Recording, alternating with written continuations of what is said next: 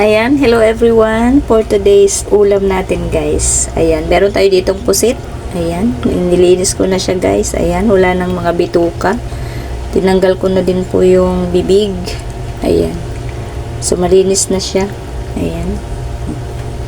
So, i-adobo ko na lang siya. Para at least may sarsa. Pag prinito naman kasi, hindi maganda. Hindi siya nag-crispy. Dahil hindi naman talaga siya yung mga pangkalamares. So, ayan, meron tayo ditong laurel, pinigang kalamansi, sibuyas, bawang, at luya. Ayan. So, igisa na natin, guys. Mainit na yung ating mantika. Ilagay na natin yung ating ricado. Luya.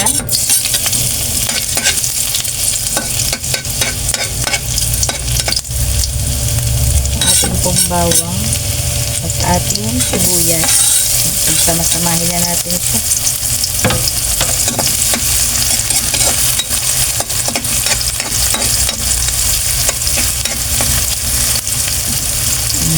Pag golden brown muna natin para mabango at isangkot siya natin yung pusit.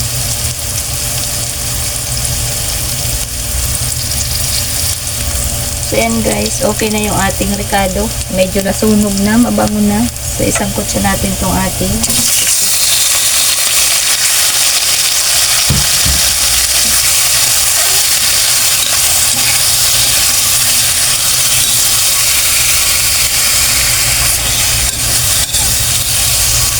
ang hirap isip ng iko-content guys kasi syempre sa ating ordinaryong tao lang yung ating niluluto ay paulit-ulit.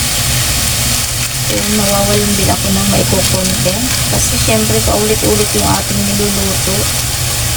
Ayan, nilagyan natin guys ng laurel, paminta. So wala na siyang tinta. Ayan, kung mapapansin nyo, kasi natanggal nung tinanggal ko yung bituka, nasama yung mga tinta, kaya wala na siyang itim. Sabi nga nung kasama ko, gusto niya daw sana yung may tinta, sabi ko, wala na, natanggal na.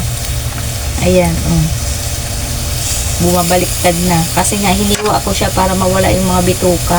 Ayan, ayaw ko nung may bitukang pusit, gusto ko talaga ganito, yung hinihiwa yung tiyan. Ayan, para siguradong malinis. So, dagdagan natin siya ng toyo. Ayan, yan na lang yung tinta niya, pampaitim. Toyo. So, huwag na natin siyang sabawan. Huwag na natin lagyan ng tubig dahil ito naman ay nagtutubig. So, mamaya po ito ay maliliit na. So, ayan. So, mamaya, pag malapit na siya maluto, timplahin natin. Ilalagay ko yung piniga kong kalamansi. So, hayaan muna natin siya lumambot. Yan guys, dagdagan natin ng seasoning. Ayan. Ayan, di ba nagtubig na siya? Kahit di natin nilagyan ng tubig, nagtubig na siya. Lumiit na yung mga pusit guys. Ayan. So, patuyo-tuyuin natin konti bago natin ilagay yung kalamansi. Ayan. Kaya po kalamansi para mabango. Pampatanggal lang sa. Ayan. Okay naman na yung alat.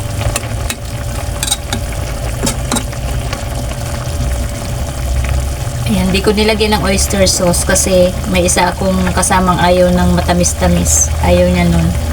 Ito daw lagyan. So, wag na. Hindi ko nalalagyan.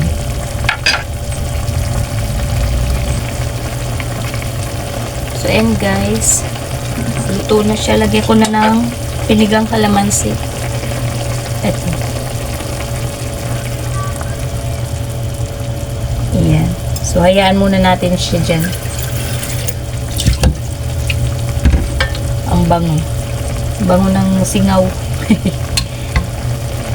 Pasensya na kayo sa aking mga content guys. Parang paulit-ulit pero iba naman po siyang paraang pagluluto. Ang hirap mag-isip ng mailuluto. Paulit-ulit talaga yung aming ulam.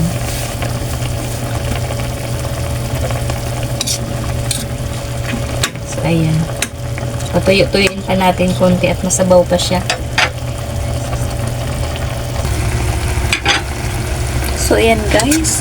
Medyo tuyo na, oh. So, okay na to. Luto na siya. So, ayan. So, patayin na natin yung apoy. So, hanggang dito na lang po ulit. Maraming salamat.